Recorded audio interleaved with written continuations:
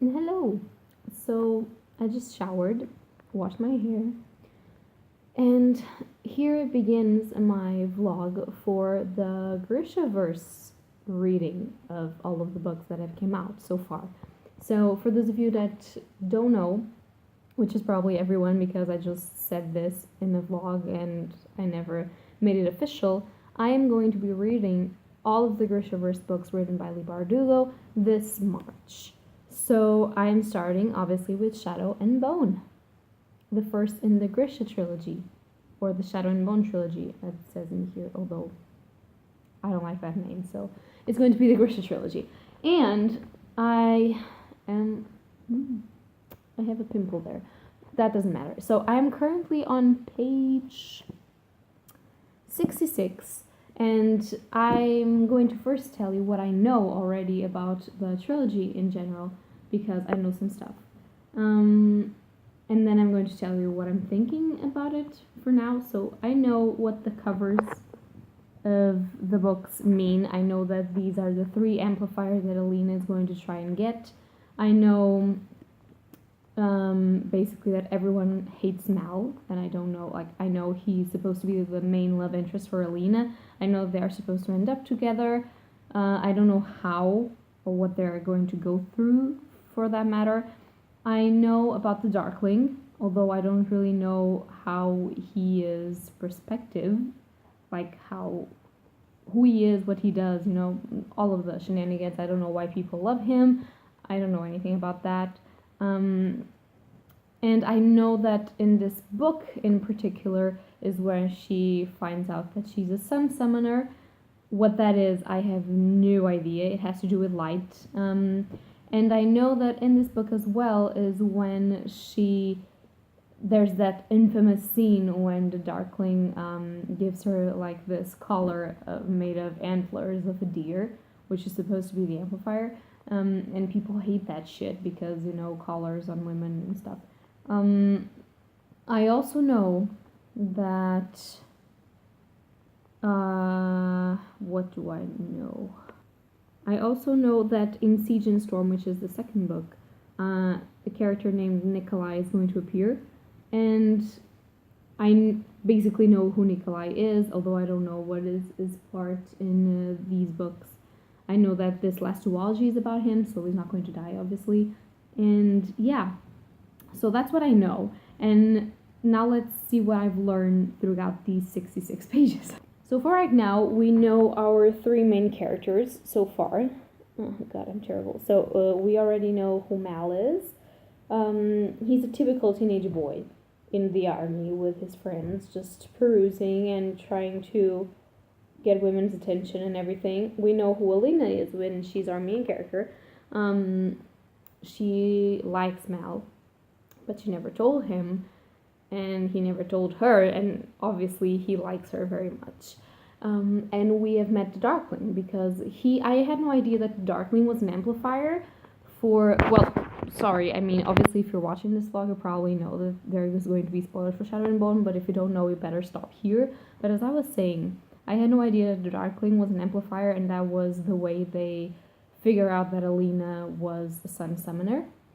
And what I found really interesting is that I thought the only villainous sort of thing in these books was the Shadowfold and the Darkling by itself. But apparently there are some enemies inside of the country. So this is supposed to be like Russian sort of based, and they have these, what is their name? The Fjerden? I don't know.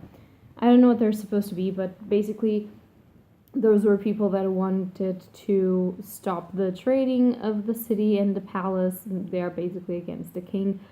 Maybe I will know more about them when I meet Nikolai, because he's supposed to have something to be a prince or something, so maybe it's going to explain that. But basically, we've met those people because they tried to assassinate Alina, and for now, I don't understand. I mean, I'm glad the Darkling saved her, and I really like the way his powers are a little bit dark, as the name comprises, but I don't know. I feel like why she's attracted to him has got to do only with power and the fact that he amplifies her safety in her powers, which I don't know if that's a good reason for people to always be shipping them together. I understand that they could be a power couple, but I don't know. I have to see how this works out. And Mal is a stupid teenage boy.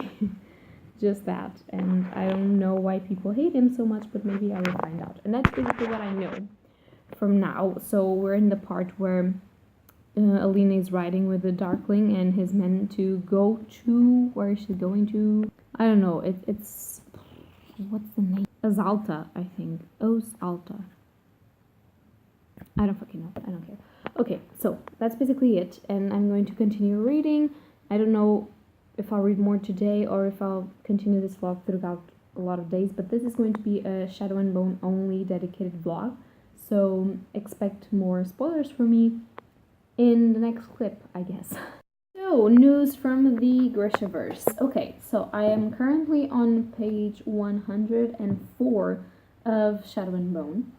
And it was just so funny. I really like Genya, how you're supposed to pronounce that shit, I don't know, but I really like her. She just stomped into Alina's room, like, fuck you, I have no time for your shit because I have to get you fucking ready to meet the king, bitch.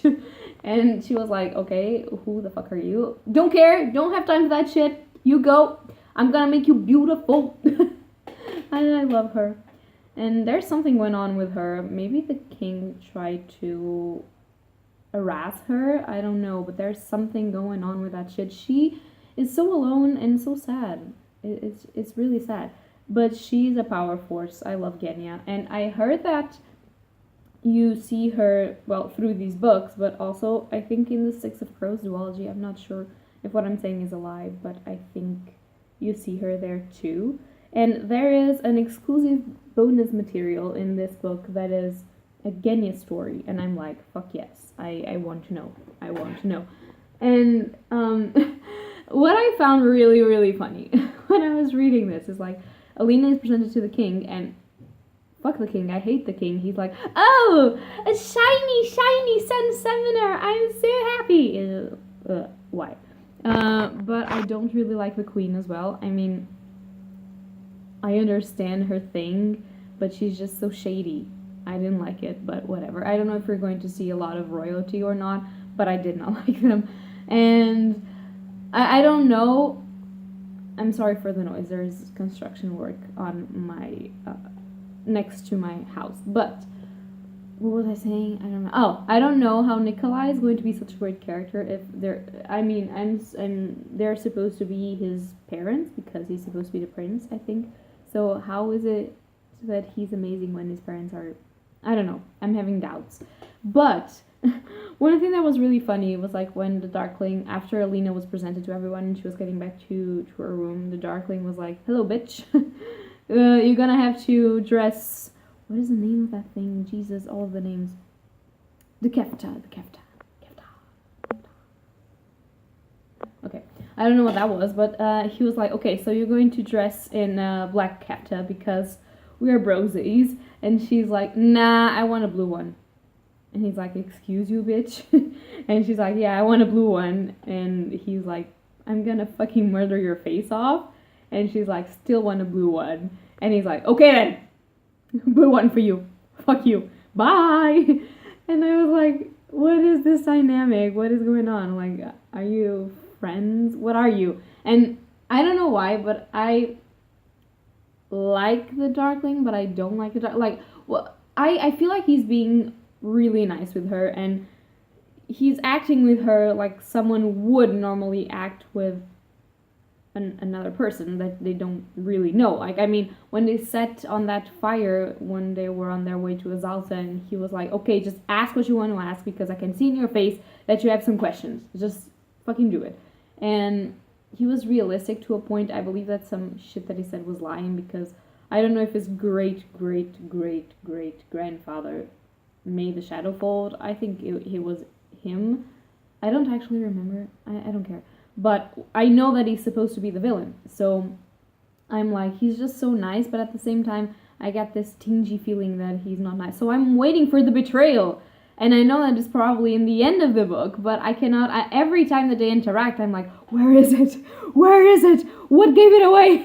And again, I just, oh my god, I'm actually enjoying this for now. It's not the best thing that I've ever read, but it's not cringy and hateful as a lot of people appear to say. So I don't know, I think this is funny.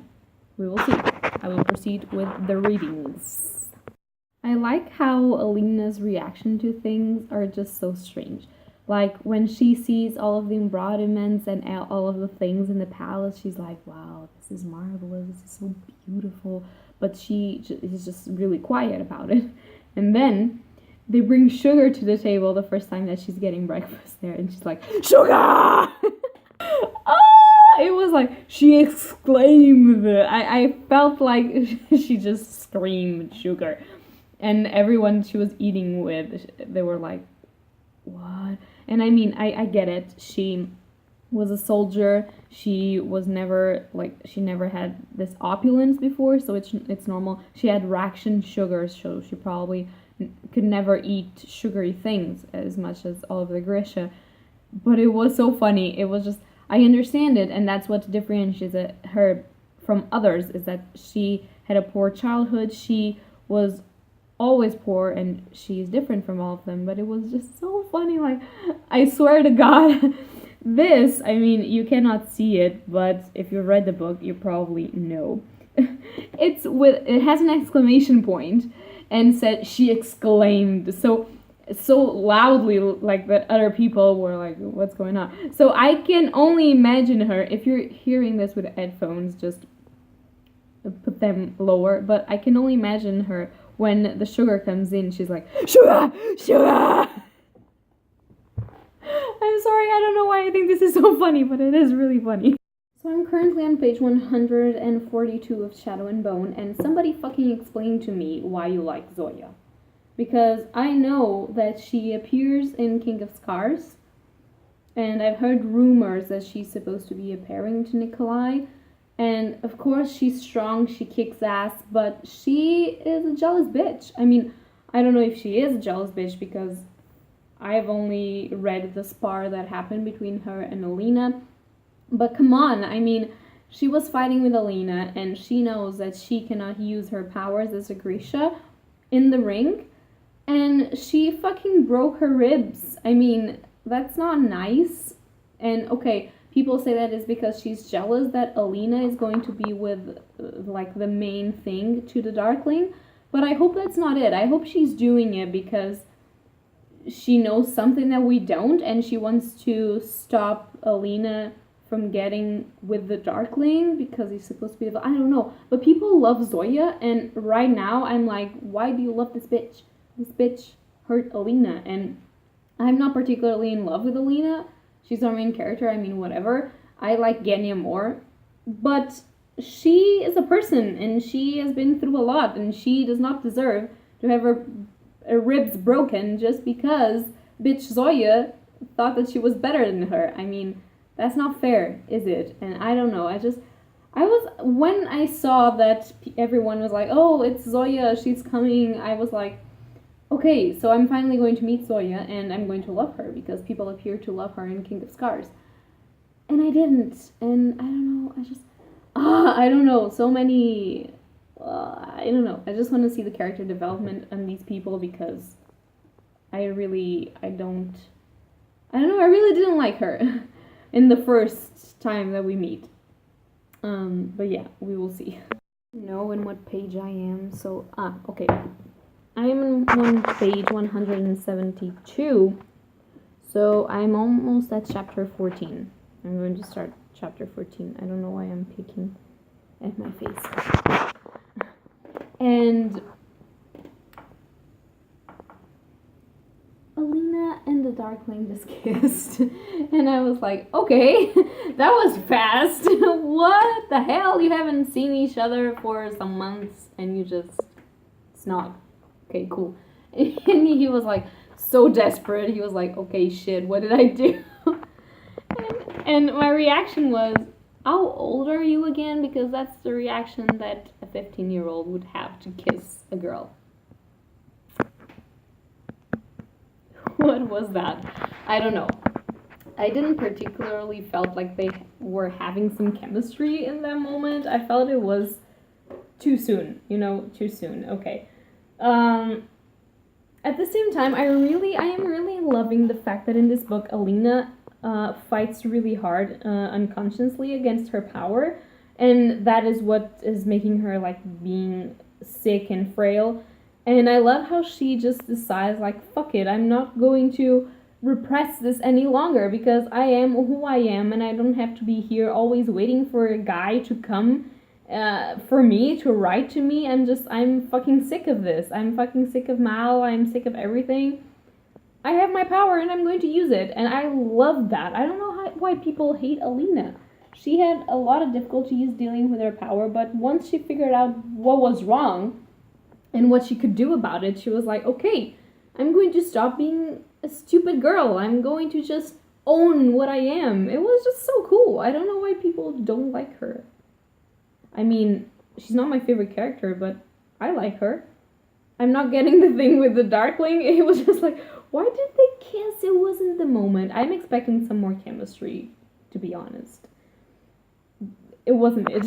It really wasn't it. I was like, okay, so why do you kiss at this point? I'm pretty sure, bear in mind that I haven't read anything more of this, but I'm pretty sure that in the next chapter, she's going to be with the Darkling and Mal is going to show up. Because it's pretty strange that she decided to leave Mal and to stop caring for him, and then Darkling kisses her. Something's up. I don't know. I'm having so much fun. I never thought in a million years I was going to have so much fun with these books. I'm glad that my money didn't went to waste. I'm glad. So I'm just on page 200 and something. I am on chapter 15, 202 actually. I'm almost finishing this book. This book is really a quick read. I am loving this. And oh my fucking god. First of all, I am stupid as fuck. Okay, I called it that Mal was going to appear after all of the kissing with the Darkling. But what I wasn't expecting okay, let's go in parts. I called that one, but I wasn't expecting that Mal was the one tracking the deer. And I'm really, really stupid because there's foreshadowing for that shit, because the Darkling asks Alina if Mal is a tracker, and she says yes, and he asks her if he's good, and she says that he's the best tracker ever. So obviously the Darkling went with him, of course. I'm just so dumb. I'm so fucking dumb. And I am very excited because I just saw the ball scene, and we all know what happens at the ball when Jesus. So Darkling and Alina just get on with it. And I was like, what the fuck is going on? It's just, I'm trying to understand, because he's supposed to be the villain, so I'm trying to understand all of these things before they are explained to me. I'm trying to understand why he wants her so much, but at the same time, he's like really angry that he wants her. I don't know. But that dynamic, I mean, I'm not supposed to like that shit because there's a lot of ownership sort of problems. Because when Alina is fighting with Mal, when she sees him for the first time, she's like, he owns us all and whatever, I like the way he looks at me and he's my master. She never says that, but it is implied, and I don't really appreciate that situation. But all of that anger and sexual tension, Jesus, that was nice. That was actually nice. Remember the moment, I am pretty sure that I said when I was on their first kiss that I was like, they have no chemistry, why are they kissing? I still feel like Alina has no chemistry with nobody, but the Darkling wants to hate fuck Alina so hard that it's getting on me. It's getting on me, and I don't know why. I'm like, okay, you want to hate fuck the girl, just if she consents, just go on and do that shit, because you clearly have some issues. I don't know. And I cannot see him. He's supposed to have 100 and something years old, and I cannot for the life of me see that. I mean, the way that he talks and what he says and everything, he appears to be older than her, but not that old. And I don't know. I'm enjoying this way too much for what I was expecting. This is great. This is amazing. I don't know. I don't like their relationship in a sense that I don't feel like it makes sense, because I feel like Alina is only into that because she never had anyone look at her and explore her potential as he does. But he's so into that shit. I don't know. I have no idea. Oh my god, I have to read more to find out what is happening. I can't stop laughing throughout these vlogs. I don't know why, but there's so much excitement from me in this. I don't know. I want to keep reading this. So I finished Shadowandbone, and you guys are going to be like, what bitch, but you haven't updated. And let me tell you why. Wow, it's really dark in this house. Let me tell you why. Because, so I got in the ball scene, and I was like, do you remember when I said that the Darkling wants to hate fuck Alina? I was so right. He fucking hates her guts. I love this. But as I was saying, I finished Shadowandbone, and after the ball scene, I was reading through the night, and basically what happens is that Baghra is actually the Darkling's mother, which was kind of strange. She looked more like his mentor or something, but I don't care. She's his mother, and she talked to Alina like, bitch, he's trying to use you because he's older than old fuck itself, and he is a great liar, and you are being a sitting duck. And Alina sees the truth, and she just runs the fuck away, and then Mal finds her, and I was like, how did you, what? But okay, so Mal finds her, and that's fine, and he deserts, and they go together, and they want to find the stag, because the Darkling wants to use the stag to control Alina. And they kind of reveal their feelings for each other throughout this journey, and at no point, I swear to God, at no point I see Mal being a dick about Alina's powers. He's just like, okay, so I've always been Alina, and when you showed your Grisha power, I had no idea who you were, because it was something that I couldn't understand. He wasn't like, bitch, you have a power now, and I don't love you anymore, and whatever. Never. So I don't know why you're such bitchy with Mal. Like, he has done no wrong, in my opinion, as of now. But I only read one book, so God knows. And so they go and search for the stag, and they kiss for the first time. And what creeps me out the most is that the Darkling is there seeing all of that shit. Because when they find the stag and Alina decides that she can't kill the beast, the Darkling appears. So he's been seeing everything. And I'm like, dude, I know you want to hate fuck Alina, but it's a bit too... It's another level entirely to see her kiss another dude and being with another dude. Like, are you okay? Do you need any sort of help? Because you're not okay. But whatever. So he kills the stag and he does the collar. And I have to say, although the collar scene was really terrible because obviously she wasn't consenting to any of that and he was trying to enslave her, I swear to God that from all of the comments that I've been seeing about this scene, I thought it was going to be way worse than it was. I thought it was going to strap her down and throw the collar on her, and it was going to be terrible. I mean, I know it's terrible by itself, by what it means, by the lack of consent that happens in this scene, but I don't want to say it's not that bad because it's bad, okay? But from what people are making it be, I was expecting worse. I was expecting a lot of more violence. I was expecting... I don't know. I just don't know. But I don't really like the way that he uses Mal as a leverage for her to be shut up. And I don't... And I don't really like the way that he uses her power without her permission. I don't enjoy that. And when they are in the tent, when they're going back to go to the Shadowfold, he says the famous line, "Make me your villain." I was like, I don't understand why people squeak so hard at this shit. I don't understand. I mean, I still don't know if he's lying or not, but his intentions of ruling and of being the one, I mean, I'll get that he doesn't like the king. I don't like the king myself, but there are better ways to do stuff without hurting your people. I don't know. There's got to be. It cannot be like this. And I feel like he had a lot of time to give it a thought. He had a lot of years to plot and to think about this shit, and he could do better. And he's powerful enough to do better. He actually just wants power, and he believes he's right, but he's not right. And I don't know.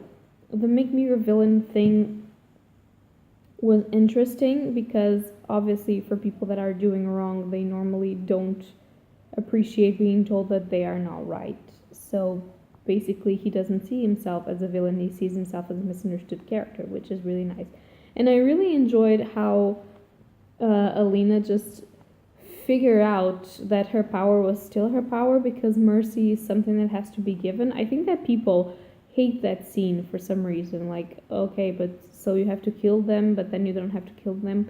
But I feel like if you spared the animal, the deer, obviously his life was in your hands. So if you spared him, you have the right to whatever comes from him. So I understand that they both have a pull on the amplifier, the Darkling because he killed the deer, and Alina because she didn't.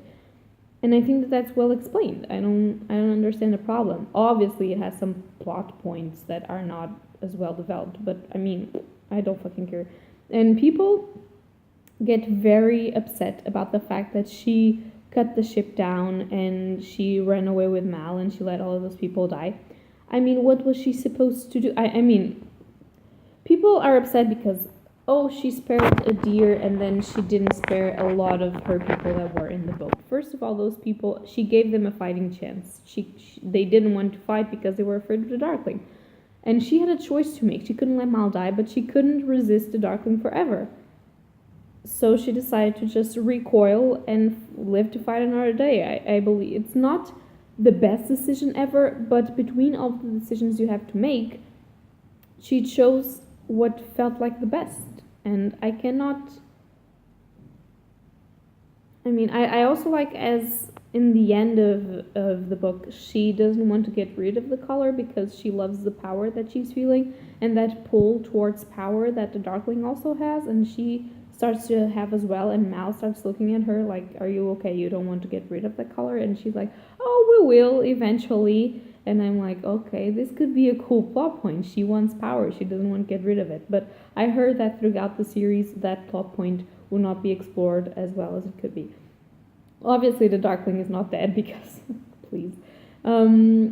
But yeah, I really enjoyed Shadowandbone. I was not hoping to enjoy it as much as I did. As I said, I only bought the Grisha trilogy so I could know what everyone was raving about, and I could read Six of Crows and progressively read King of Scars. But I am fairly interested in Alina and in the Grishaverse and in the Grisha trilogy for now. So let's see. A lot of people say that Siege and Storm, which is the second book, is a little bit harder to get through, is a little bit more a fill-in book almost. So we will see if I feel the same after I finish that book. But this book was pretty cool. It wasn't the best book that I've ever read of fantasy genre, but it wasn't the worst, actually. So I am excited. I am actually excited. And that's going to be it for this vlog, guys.